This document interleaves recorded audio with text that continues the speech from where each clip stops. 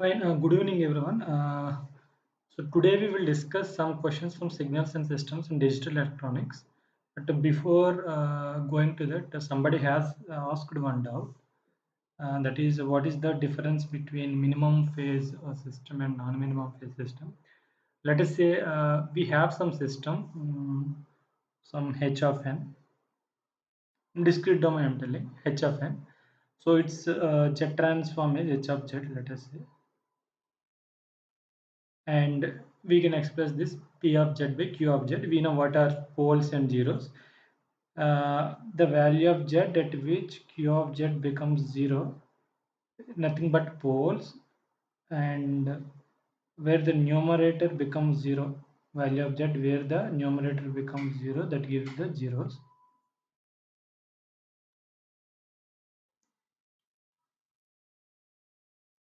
So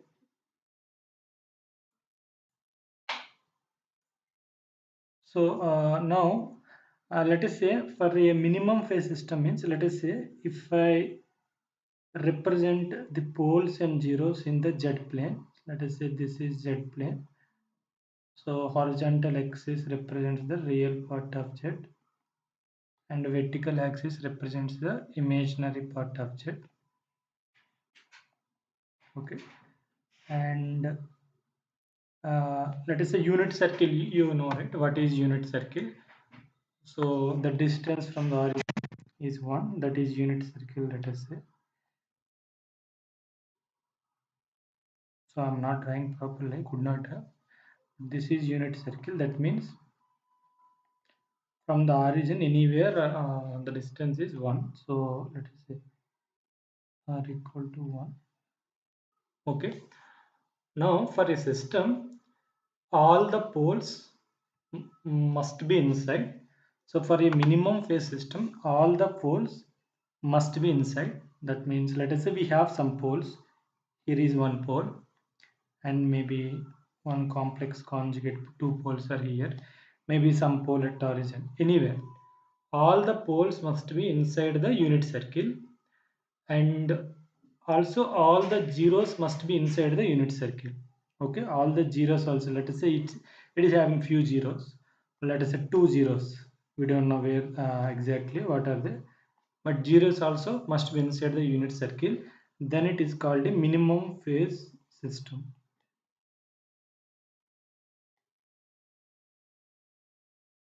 Okay, that means all poles and zeros must be inside the unit circle.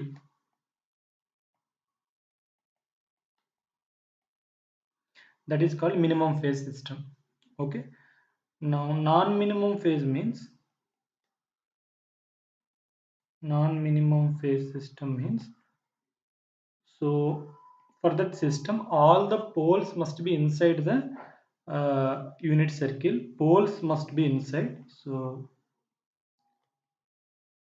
must be inside, and one or two poles, one or two zeros can be outside. Some zeros can be outside the unit circle. Okay, all the poles must be inside, but zeros can be, few zeros can be inside, few zeros can be outside. That is non-minimum phase system. If you want to exactly classify, then I can say non-minimum phase system, I can say like mixed phase system and maximum phase system. Okay, now mixed phase system means all the all the poles must be inside only, that is for sure, and some zeros are inside the unit circle and some zeros are outside the unit circle, mixed. So some inside, some outside, then it is a mixed phase one. Maximum phase means, so all the poles must be inside the unit circle only, let us say, and all the zeros are outside the unit circle. Let us say it's having some zeros, all the zeros are outside the unit circle, then it is a maximum phase system.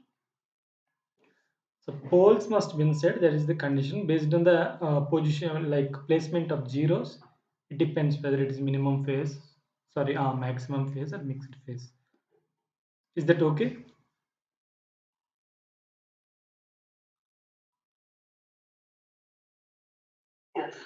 Yeah, thank you.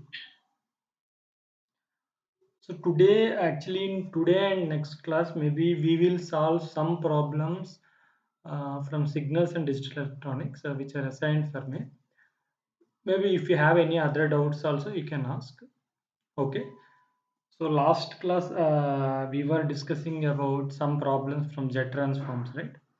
Now maybe one more problem from jet transform we will see, and then we'll see some other problems from signals and go to digital electronics.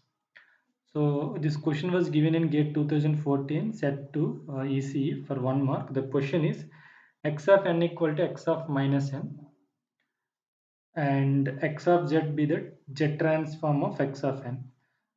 So if this is a 0 of x of z, which one of the following must be 0 of x of z? So four options are given.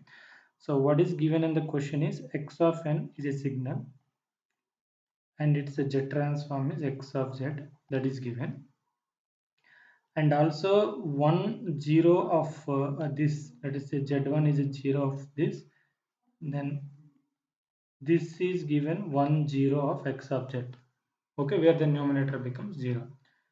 And also given x of n equal to x of minus n, okay, time reversal.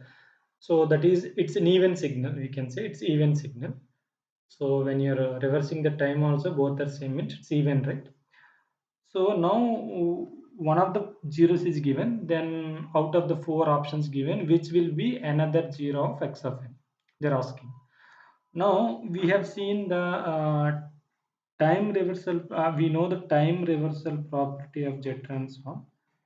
If x of n is having, sorry, jet transform x of z, okay, with ROC, let us say ROC means last class we have seen, then x of minus n will have jet transform, that is x of z inverse with ROC 1 by r, okay. So x of n is having x of z, and x of minus n will have z transform x of z inverse. This can be proved very simple. Later you can try. Anyway, that is well-known property. Now here, since x of n and x of minus n are equal, so that means x of z and x of z inverse both are equal. Okay. So if z1 is 0 of x of z, let us say z1 is a 0 of x of z.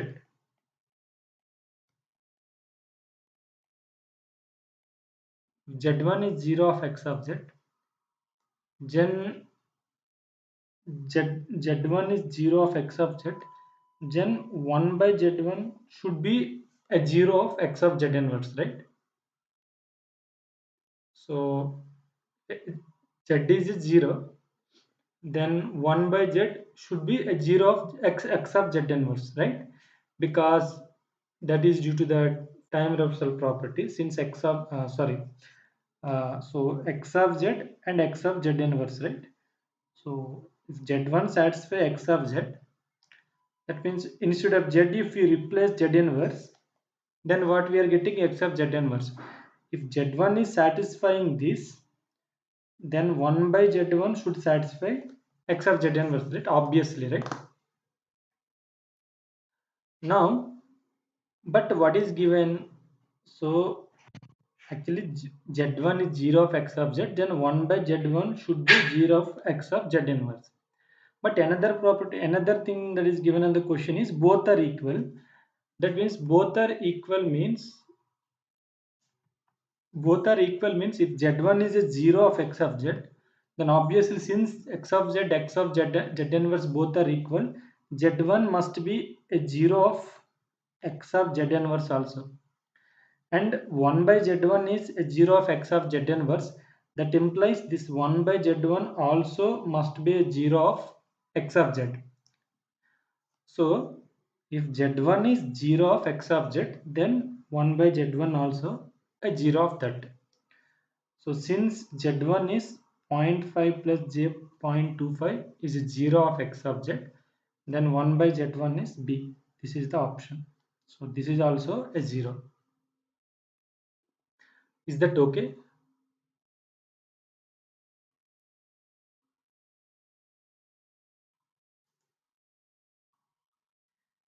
See, actually, how we are getting actually x of z inverse?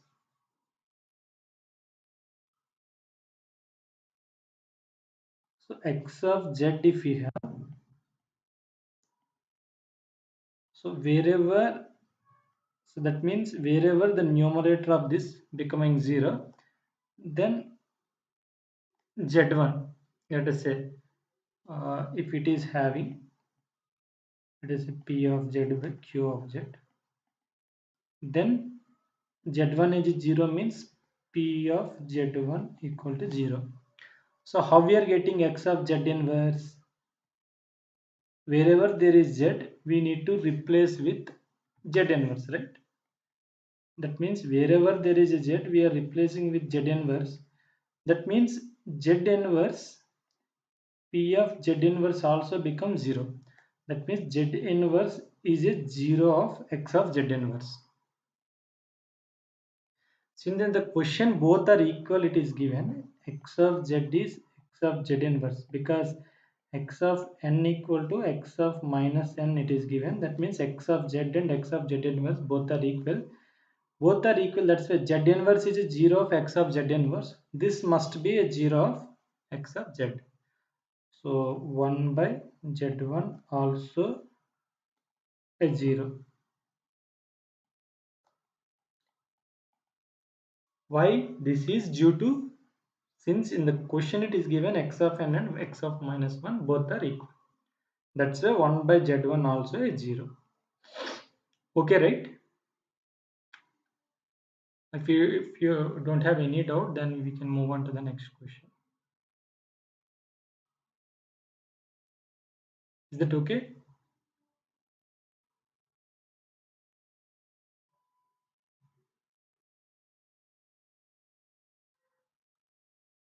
Am I audible, right? Yes, sir. Yeah, thank you. Okay, the next question we will see. This question was given in GATE 2014, set 3 for 2 marks. The question reads as follows. Let h of t denote the impulse response of a causal system, okay, with transfer function s1 by s plus 1. Consider the following statements. First one, the system is stable, and second one, h of t plus 1 by h of t is independent of t. I think for here that is for t greater than 0. Okay, here there is a print t greater than 0. And the third is a non-causal system with the same transfer function is also stable. So we will see this. I think hope you know very well about Laplace transforms. So h of t is given is the impulse response of a causal system. Causal system means we have seen for LTI system it's causal when it is causal. Then the impulse response should be 0 for t less than 0. Then it is a causal system. Fine. Now its Laplace transform they have given 1 by s plus 1. Okay. So let us say, let us find out its Laplace transform. Sorry, inverse Laplace transform.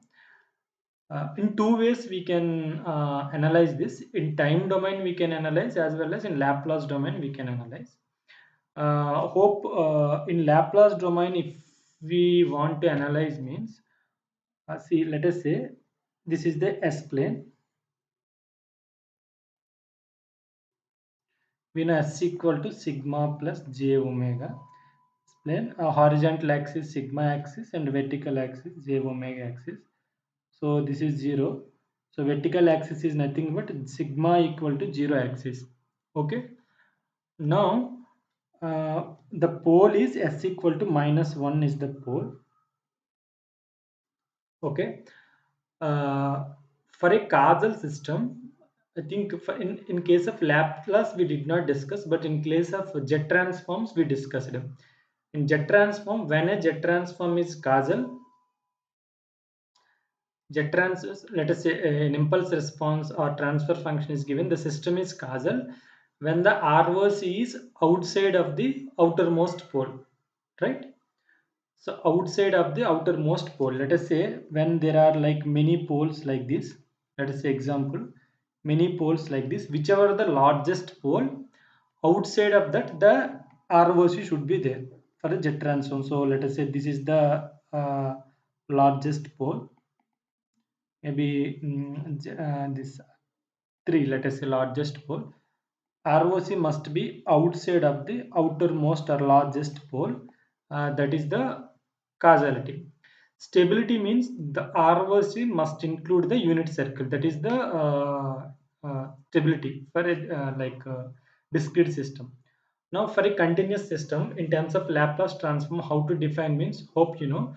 So outside of the largest pole there, here right side to the largest pole. Let us say if we have many poles, let us say if we have many poles like this, so 1 2 like this, many poles are there, it is causal. When then the ROC should be right side of the largest pole.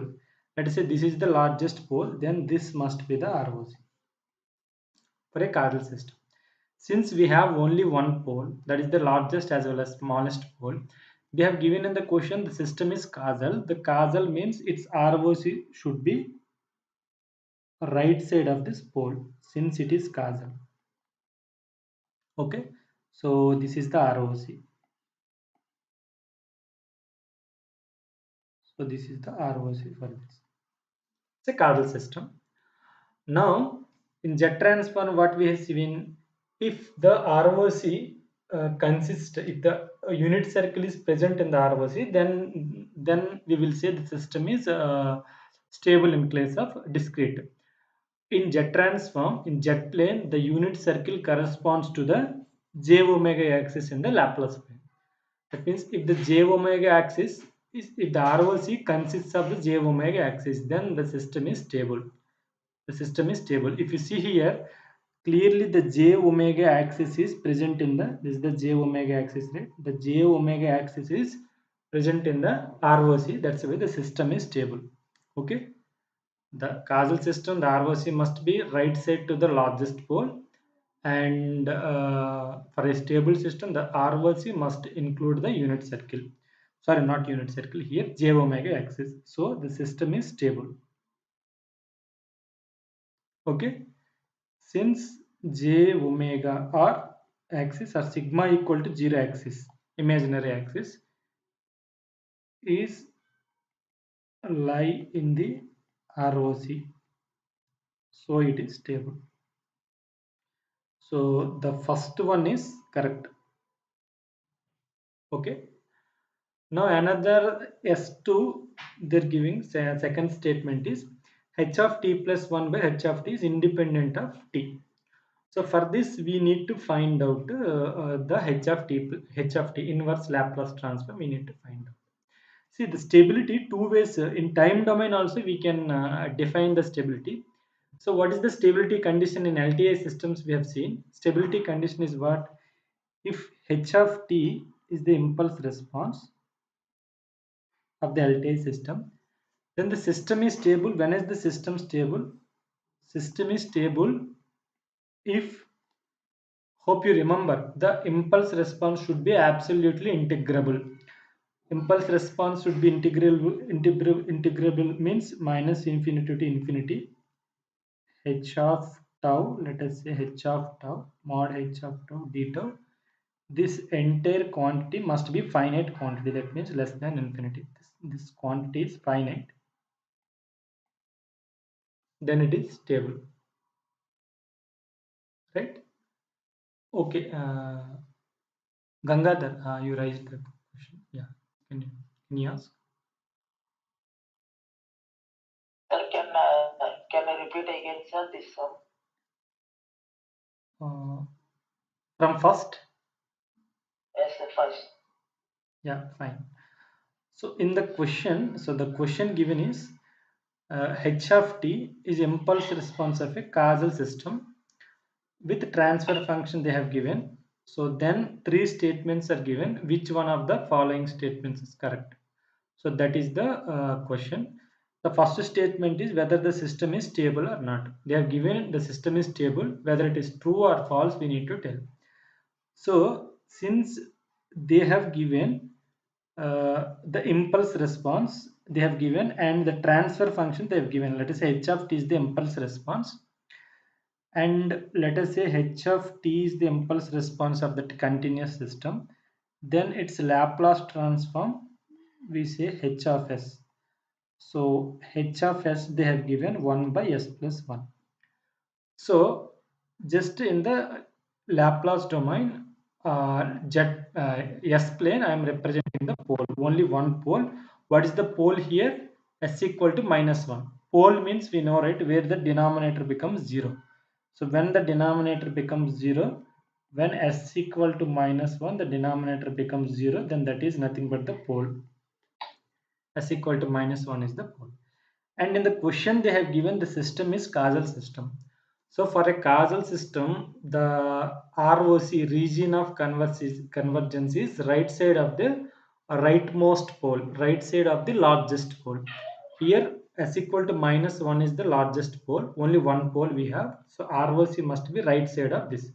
That means right side of this as I have just I've shaded here the ROC. If you can see, this is the ROC. Okay.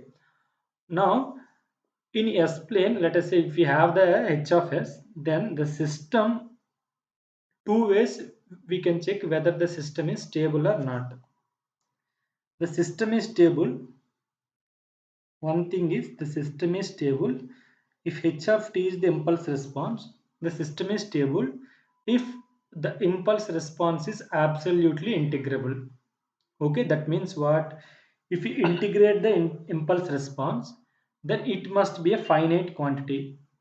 It should not be infinity. Then it is a stable. That means integral minus infinity to infinity mod h of tau d tau must be less than infinity or some finite quantity. Then it is stable. This is stability which time domain. In time domain, this is the stability criteria. Suppose in the frequency domain, that is in S domain, what is the stability criteria? If the ROC, if the j omega axis or real axis lies in the ROC, then it is stable. If you see here for our system, the ROC is right side of s equal to minus 1.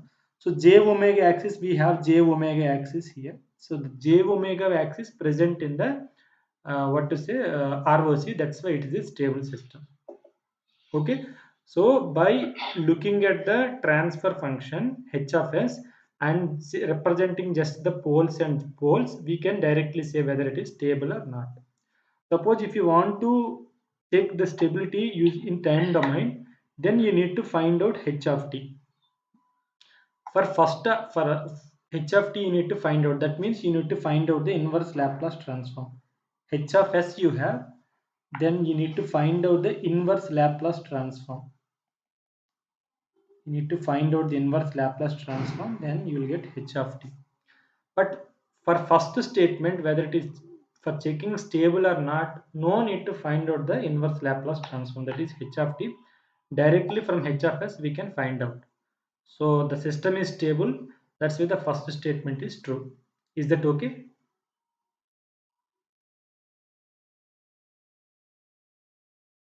Hello? Yes, sir, okay, sir. Yeah, fine. Now the second statement what they're giving is h of t plus 1 by h of t we need to find out. For t greater than 0, they are saying it is independent of t. We need to check that. So anyway, for second statement we need to Gangadhar, can you mute your mic? So for the second statement we need to find out the inverse Laplace transform. Fine, right? So actually I'll just explain you. So actually if I have something like this e power minus at u of t, if this is the signal, okay, then the Laplace transform for this is 1 by s plus a. Okay, and also if you have another signal like this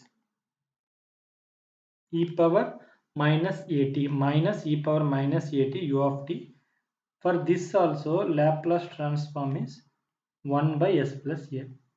Okay, so for both of them the Laplace transform is same. Even though signals are different, the Laplace transform is same, but only the ROC changes.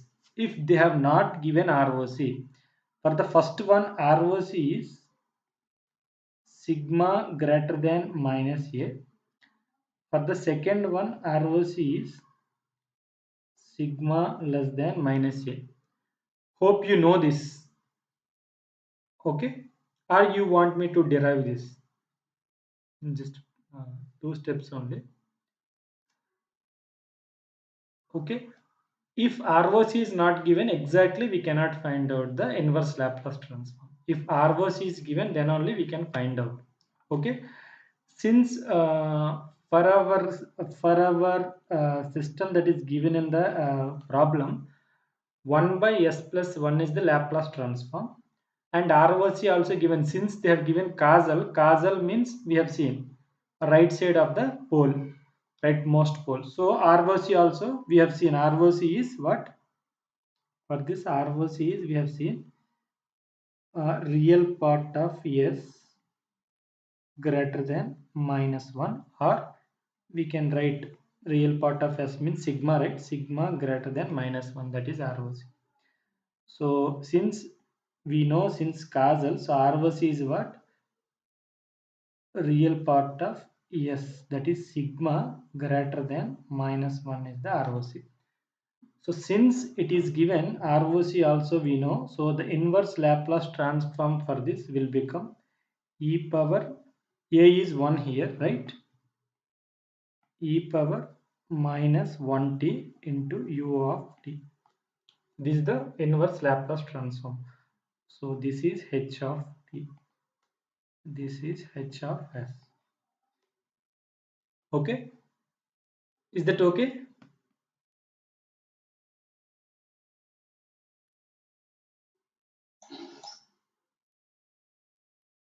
Fine. Now we have h of t we calculated by taking inverse Laplace transform e power minus at u of t. That means this is e power minus t. U of t means you know, right? T greater than 0,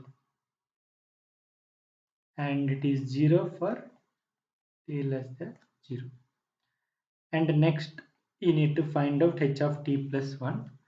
So since in the problem they have asked ratio of h of t plus 1 by h of t. So h of t plus 1 is what? Instead of t, replace with t plus 1. H of t plus 1 into u of t plus 1. That means this equal to e power minus t plus 1 when t plus 1 greater than 0, that is t greater than minus 1. Now we need to find out h of t plus 1 by h of t. They are asking for t greater than 0. For t greater than 0, h of t plus 1 is what? For t greater than minus 1, we know for t greater than minus 1, this one. So for t greater than 0 also the same thing, e power minus t plus 1. And h of t is e power minus t. So if you simplify this, e power minus t will get cancelled and we are left with e power minus 1. So the ratio for t greater than 0, the ratio of this h of t plus 1 by h of t is e power minus 1. It is some constant. It is independent of t, right? So independent of t. So the second statement they have given is this ratio is independent of t for t greater than 0. Correct only, right? The second statement also correct. The first statement they have given stable. So stable. Second statement they have given independent of t. That is also correct. The first statement, how we have seen the stability criteria. The stability criteria we have seen in the S domain, in the Laplace domain. If the ROC includes the j omega axis, then it is stable. Or else we can check in time domain also. The impulse response must be absolutely integrable. So impulse response, what we got, stability we can check in this way also. H of t is what? E power minus t into u of t we have calculated, right? If you draw the impulse response, h of minus t u of t means it will be something like this. At see, for t less than 0, it is 0 only impulse response, right? So for t less than 0, it is 0, u of t is there. At t equal to 0, its value is 1, and after that it decays like this, and at t equal to infinity it will become 0.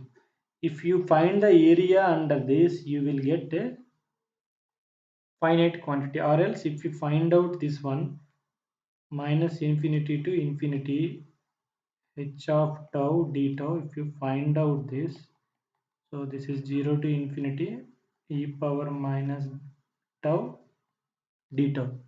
If you find out this, you will definitely get some finite quantity.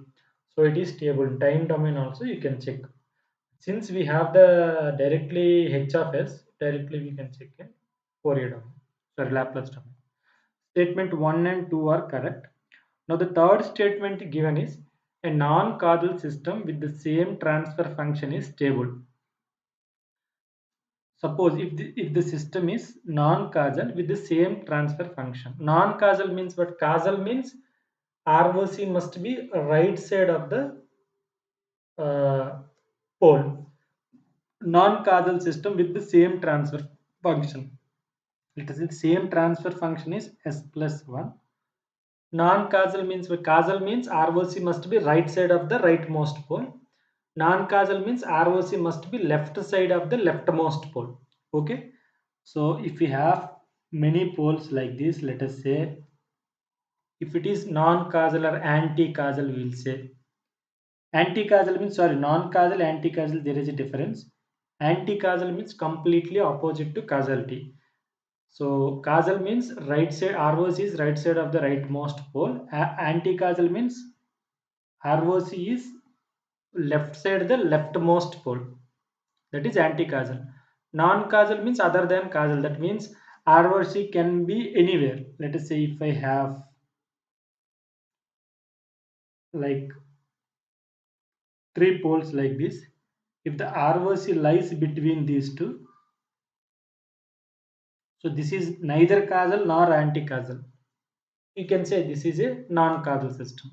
Okay. So see, this is anti-causal. This is non-causal. Causal means already we have seen. So here they said non-causal, only one pole is there. That means this one ROC is what? ROC is real part of S less than minus 1, since only one pole we have is minus 1. Now if you see here, yeah, while writing this you can see here, so 1 by s plus a, if e power minus e power minus a t u of t, the Laplace transform is 1 by s plus a, same, but ROC is sigma or real part of s less than minus a. Okay, so we know the Laplace transform. So minus e power minus a t u of minus t. For this Laplace transform is 1 by s plus a, and it is a non-causal left-sided signal. real part of s less than minus a. In the similar way, if I compute the inverse Laplace transform of this, okay, what we get is e power minus t u of minus t. This is the h of t for this non-causal system. Or else simply directly from transfer function we can say whether it is stable or not. So since it is our representation, right? If you see here, ROC doesn't include the j omega axis clearly. ROC is left side of minus 1. So this entire thing is ROC, but j omega axis not included in the ROC. That's why it is unstable. Okay. So we can say a non-causal system with 1 by s plus 1 as transfer function is not stable system.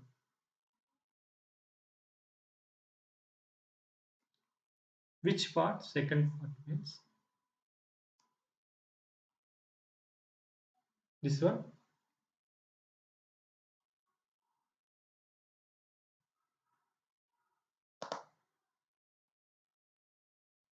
Since in the question they have given the third statement, if it is non-causal, that means ROC is sigma less than minus 1.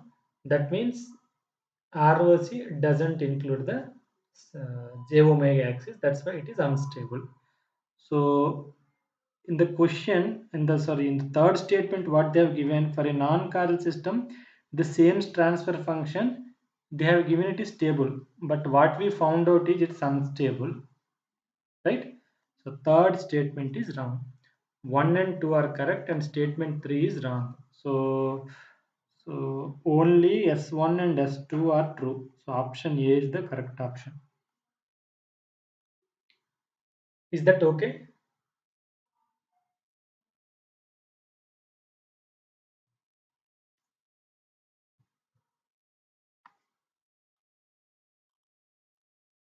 Fine. So if you have like doubt, like how I am finding out this, what to say, how I am telling the ROC of this and all these things, let me with one example, let me explain quickly.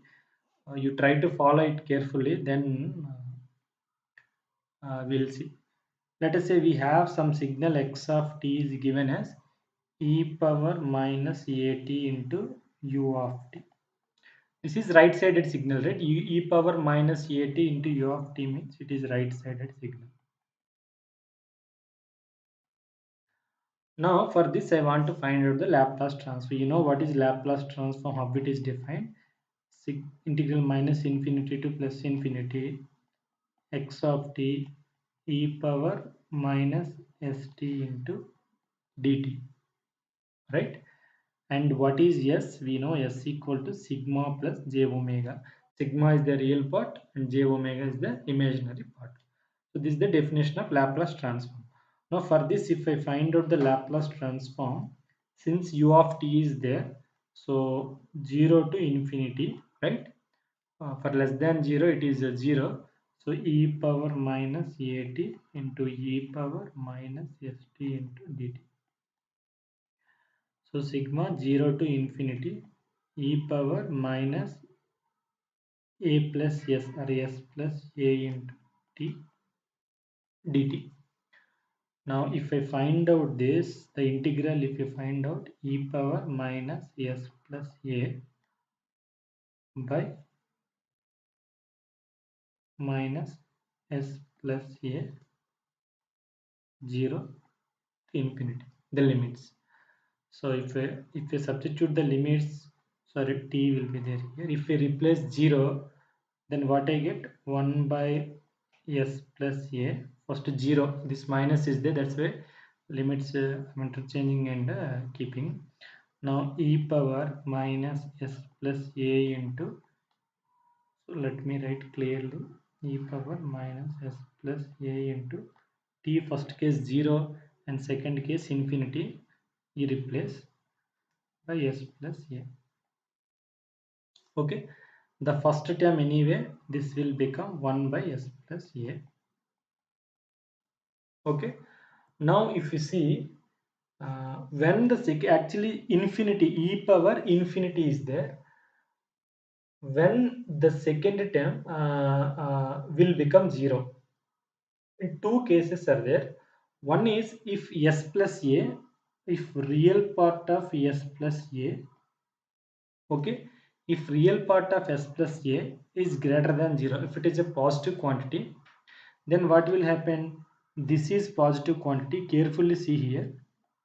So this is positive quantity. S plus a is a positive quantity, and infinity also positive. So it will be e power plus infinity. Infinity you multiply with some positive quantity, e power plus infinity, right? So e power plus infinity. Sorry, e power already minus is there. E power minus infinity. It will become 0. Then it is defined. So let me clearly write this. E power s means sigma plus j omega. So sigma plus j omega plus a into infinity. And this again I am writing something like this. E power minus j omega. Okay. E power minus j omega into infinity. Let it be there. That e power j omega part you keep aside. E power minus sigma plus a into infinity. So if the sigma plus a, if you see here, if the sigma plus a, if it is greater than 0, then what will happen? So this is positive quantity, then minus into positive quantity into infinity, it will become e power minus infinity, then it will become 0. Then the second term is becoming 0. It is okay, no problem. But if sigma plus a is a negative quantity less than 0, negative quantity, then what will happen? E power minus sigma plus a into infinity. So this is a negative quantity and infinity is there. That means e power minus already is there into some negative quantity and minus into infinity. So negative into negative, it will become positive. So e power some plus infinity you will get. E power plus to infinity means it is infinity. It's not defined. Okay, it is not defined. That means this integration is defined only when, what is the condition? Sigma plus a less, sorry, sigma plus a greater than 0. Sigma plus a means what? That is real part of s greater than 0. Then only the integration defined. The second part will become 0. Real part of s means you can write real part of s greater than, since assume a is a real quantity, minus a. Real part of s means sigma. So sigma greater than minus a is the ROC. Okay. When the Laplace transform integration is defined, then for what value of sigma that is defined, that is nothing but the ROC. You got it right? If we take real part of s plus a greater than 0, then only the second term, entire second term will become 0. Anyway, the first term is 1 by s plus a, the second term is 0. If it is less than 0, the second term is infinity. That means we cannot, not able to absolutely integrate the integration. So it's not defined. So the Laplace transform is 1 by s plus a only when sigma greater than minus a, or sigma or real part of sigma, real part of s greater than minus a. This is the ROC. Now what is the definition of ROC? The value of sigma or real part of s, the value of sigma for which this integration is defined, for which this integration is defined. Okay, na? That is ROC. That means integration is defined means which x of s is what? Minus infinity to infinity x of t e power minus st dt. So the value of where this is defined, this should be defined. That means this should be less than infinity. Then only that is called ROC. Okay. Is that okay? Now the other one I was telling, if we take x of t as minus, sorry, e e minus e power minus at u of minus t. If this is the signal, what is the Laplace transform? Minus integral, since u of minus t, so minus infinity to 0 it exists, e power minus at into e power minus st dt. So what we get now is, so minus infinity, sorry, yeah, limits I will replace, minus into this I can write like e power minus s plus a into t. So what I get, e power minus s plus a into t by minus s plus a, so minus infinity to 0. So what I get is here e power minus s plus a, first case t 0 you replace, second case t minus infinity you replace, just opposite to the previous case. Now what will happen if s plus a, real part of s plus a less than 0, then what happened, real part of s plus a less than 0 means, so this one, the s plus a term is negative, so negative into minus sign already there in e power, negative into negative, positive, positive into minus infinity, e power minus infinity 0, so it is defined, so you will get 1 by s plus a. Other case, if real part of s plus a greater than 0, then what happen, e power minus s plus a into minus infinity is there. If it is greater than 0, what will happen, this is positive, s plus a is positive, minus n already is there, minus infinity is there, minus into minus infinity plus e power plus infinity, e power plus infinity and infinity not defined. In this case, the Laplace transform is 1 by s plus a when it is defined when real part of s plus a less than 0. That means real part of s less than minus a. Same Laplace transform, same only what I got, 1 by s plus a. But ROC, the condition what you got is real part of s, that is sigma, should be less than minus a. Okay, in this way generally the ROC is defined. Hope you got it. Laplace transform is same for both the signal 1 by s plus a. For one signal, ROC is right side of minus a, another signal ROC is left side of minus a. Hope I think we have discussed enough of it. If you have any doubts, you can ask, or else we'll move on to the next question.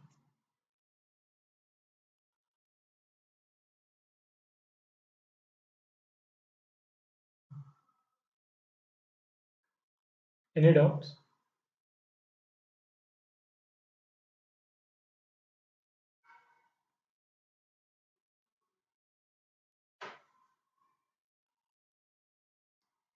Am I audible? Right?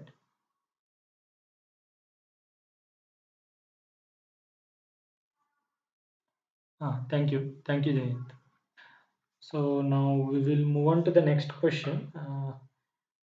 Maybe this question we can solve next week. Simple only. Let us go to another question. Somewhat difficult question.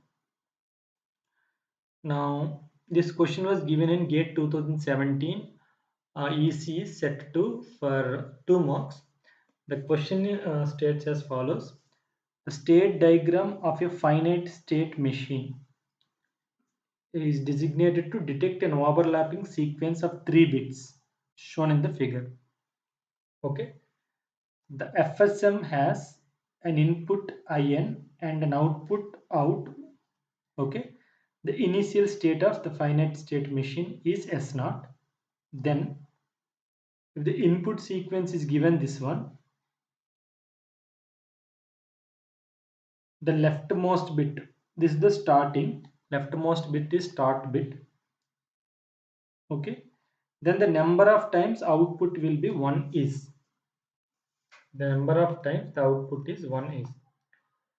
So see, one more time, try to read the question. The state diagram of a finite state machine. So finite state machine means it is having only finite states. It will not have any infinite states. If you see here, how many states are there? Four states are there: 0, 0, 0, 1, 1, 0, 1, 1. These are the states. So states, 0, 0, 0, 1, 1, 0, 1, 1. Assume you know the state diagrams. These are the states, and it will detect. So it will detect an overlapping sequence of 3 bits as shown in the figure. So actually it is a sequence detector. You might have studied in your digital electronics, designing a sequence detector and all. Sequence detector, when a particular sequence follows, suppose if you have a sequence detector, this one, input stream, if you are giving, if it is a 3-bit sequence detector, let us say if 110 is there in the input sequence, if detects means if the particular sequence comes, then output will be 1, otherwise it is 0. Let us say I am giving like this, okay, something like this.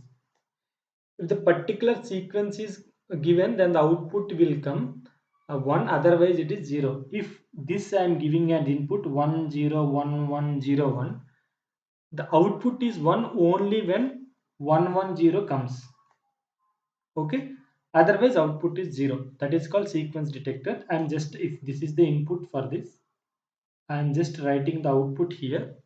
When 1 is input, then the output is 0. I'm just writing here output. When 1 is input, output is 0.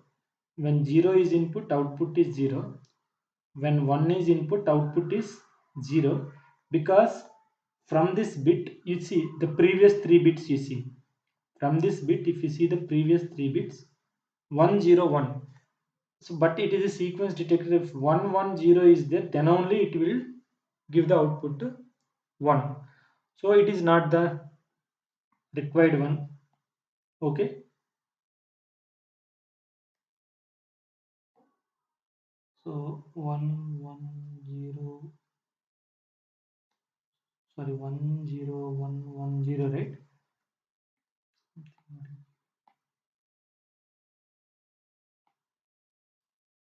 101101, something like this. Now the fourth bit, when 1 here, the fourth bit is coming 1. So now you check for the, see the previous 3 bits, 011, that is also not required one, that output is 0. The fifth bit, you see, when fifth bit comes, from the fifth bit, if you see, look back 3 bits back, 0110. So it is the required sequence, then the output will become 1 here. If you see the next bit 1, the previous 2 bits you check 101. Again, this is not the required sequence, the output will become 0. Okay. This is how the sequence detector works. Hope you know. If you try to understand from this problem, if it is a sequence detector, clearly you see here, let us say you are at state S0. So initial state of the machine is S0, they are given. Let us say if you are at state S0, that is 0 0, and if you are given input 1, then you are going to state S1 and the output will be 0. Okay. So the output will be 0. Let me copy this somewhere.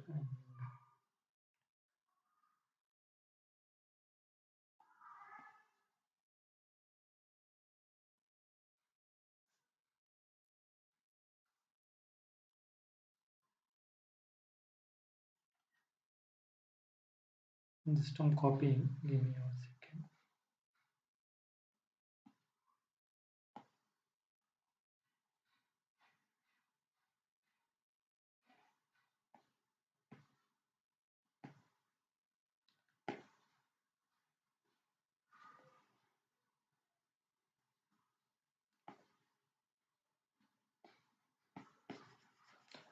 So this is what given, right? the problem. So if you see here, we have four states 0 0 0 1 1 0 1 1. And if you see here, let us say you are in state 0, okay, and you are given input 1, input equal to 1, then you are going to state 1, right? You are going to state 1. The output is what? 1. Input is 1, the output is 0. So output is 0. Hope you know this. So state diagrams you might have studied. So let us say you have some state diagram, okay. Now the state diagrams will be represented like this. Let us say S0, S1, maybe S2, something like this. From one state to another state, there is a transition. You are in state 0, and you are giving some input to the circuit, sequential circuit, and you will go to another state, and you will get some output. Okay, the first one is called the input. When you are in state S0, you are applying 1 as input, then you are going to state S1, you will get 0 as output. This is one way of representing. So similarly here, input output clearly they are given on each branch. Input is 1, output is 0, like that clearly they have given. Fine. Now you are in state 0, you went to state 1. Now you are in state 1. Again you apply input 0, you are getting output 0. So input 0 and output 1 0 you are getting. You are going to state 2. And now when you are in state 2, when you are in state 2, you apply input 1 and output equal to 1. You are going to state 3. Input is 1. Output here you are getting 1. If you see in the entire diagram, how many state transitions are there? From each state, 2 transitions are there. Okay. From each state, let us say S0 is a state. From each state, we have 2 transitions.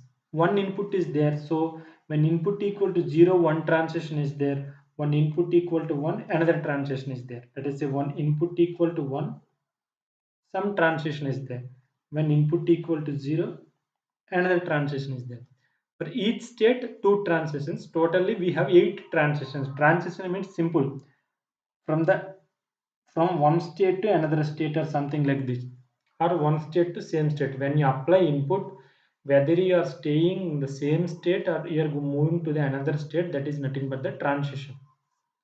Okay, let us try to understand this state diagram first. Maybe if you don't have state diagram basics, then it's problem only. You don't understand this. Let us say you are in S0 0 0. Now you are applying input 0, then you are staying in the same state only. When you are applying input 0, you are staying in the same state only. Okay, output is 0. When you are applying input 0, then the output is 0. Output is 0. Now you are in state 0 and you are applying input 1, then you are going to state 1, output is 0. Okay, like that for each state 2 transitions are there. Now we see for state 1, that means for 0 1 state, when input equal to 0, when input equal to 0, when input equal to 0, you are going to state 2, output is 0. And when input equal to 1, you are staying in the same state and output is 0. Okay, you take state 3, state 2, S2, that is 1 0. When input equal to 0, you are going to state 0. And when output is 0 here. And when you're in state 2, when input equal to 1, you are going to state 3 and output is 1. Like that for each state, when input equal to 0, one transition is there. When input equal to 1, transition is there. For each state, 2 transition. If you observe in entire diagram, only in one case you have output equal to 1. In all other cases, output 0 only. Only in this case, the output is 1, you can check here. And remaining all cases, the output is 0.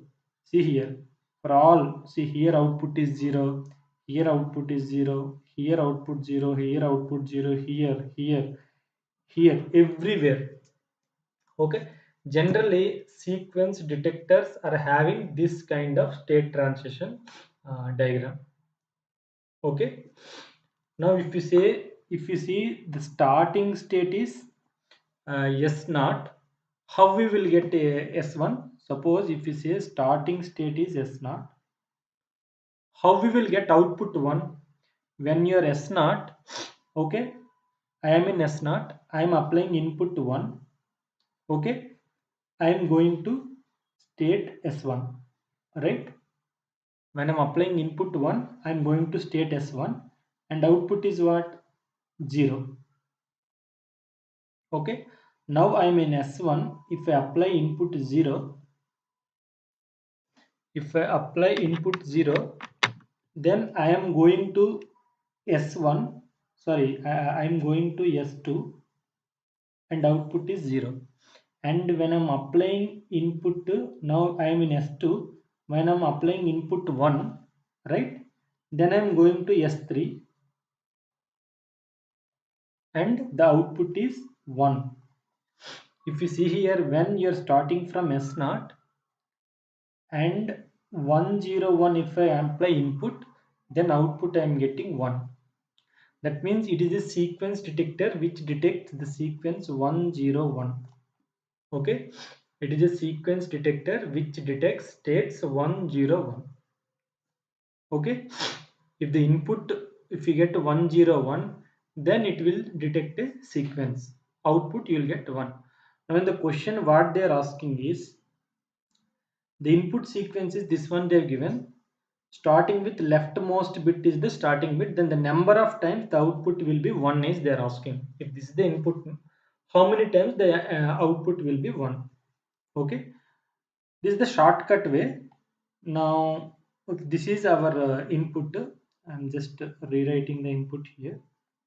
101011011101. Now if you see here, I said only the output will become 1 when 101 is follows, right? Now if this is input, then output I'm just writing here. Now you see here, when input is 1, output is 0. When input is 0, output is 0. When input is 1, now you check the previous 3, 101. That means now the output is 1. That means this is one sequence, 101, once it occurred. Now output is 1. Next the input is 0.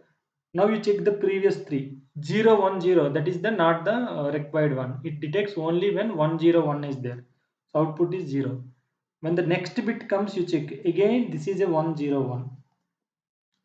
Then here output will become 1.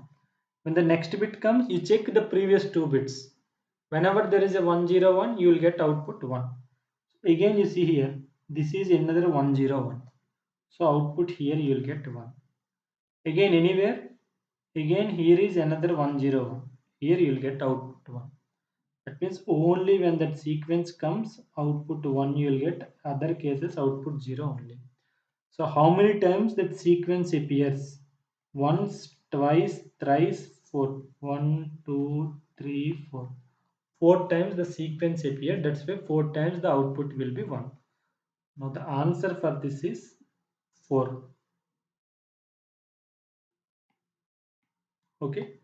The answer for this question is 4. This is the simple way to do. Okay. Since we know this is the sequence detector which detects 101. Now how many times that sequence is coming in that, directly we can see within 30 seconds we can solve this if you know that this is the sequence detector. So since 101 is the sequence, how many times the sequence is coming? Once, then twice, then thrice, then 4 times. Done. 4 times. Or else if you don't know this is a sequence 1 detector, then you need to find out from where to where you are giving navigating. You can see that way also. Just let me explain this. What I explained is that is the shortest way, if you know that is the sequence detector. Otherwise what you need to do, simple. Now what you need to do is one by one you have to write the input where you are. Initially they have given state 0 and what is the input, then where you are going. In that way you need to check. Now you are in state 0 and when 1 is given as input, and what will happen, you are in state 0, 1 is given as input, you are going to state 1 and output is 0. So you are going to state 1. So input I am writing top, 1 is given input, the output is 0, you are going to state 1. So the first one is completed. Input, what is the input actually? This is the input sequence they have given, right? 0 0 1 1 0 1. Now this is for the first one. First one is done. Now you are in state 1, the second bit appeared 0. Now you are in state 1, 0 you have given, you are going to state 2, the output is 0. Now you are in state 2, the third bit came 1. Now we are going to state 3, output is 1. This is from this diagram. From this diagram you need to see. Okay. Now you are in state 3, the fourth bit came. The fourth bit is what? 0. You are in state 3, 0 came. Where you will go? You are in state 3, so 0 came. You are going to then state 2, output is 0. From the state diagram, right? You are going to state 2, output is 0. Now you are in state 2, next input is 1.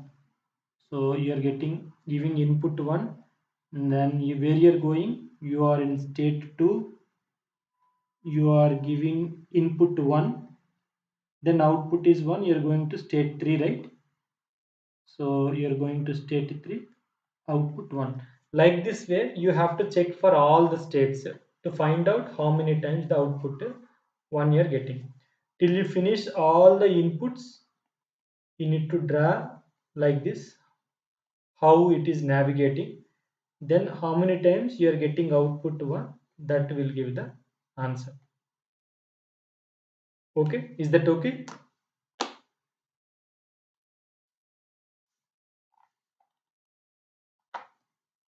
Is that okay? Any doubt in this? But for this, the shortcut means that is the proper way, especially for competitive exam and all. So this is the sequence detector. If you understand, if you have studied the sequence detector, clearly you will know this is a sequence detector. So what sequence is it detecting? Detecting also we can find out 101. Then done 101. How many times 101 is coming? That many times output will become 1. Other cases output is 0. That is the proper way to do. So if those who have doubts, they can stay back, or else others can join the next session. I think already started. It seems. Yes.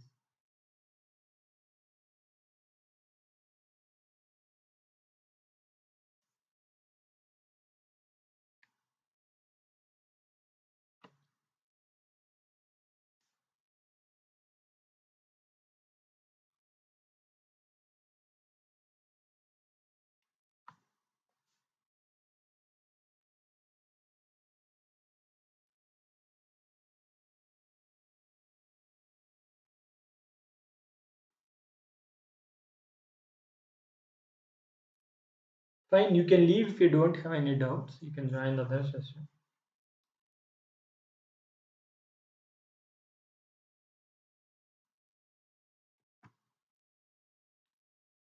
Okay. Thank you. Thank you, everyone.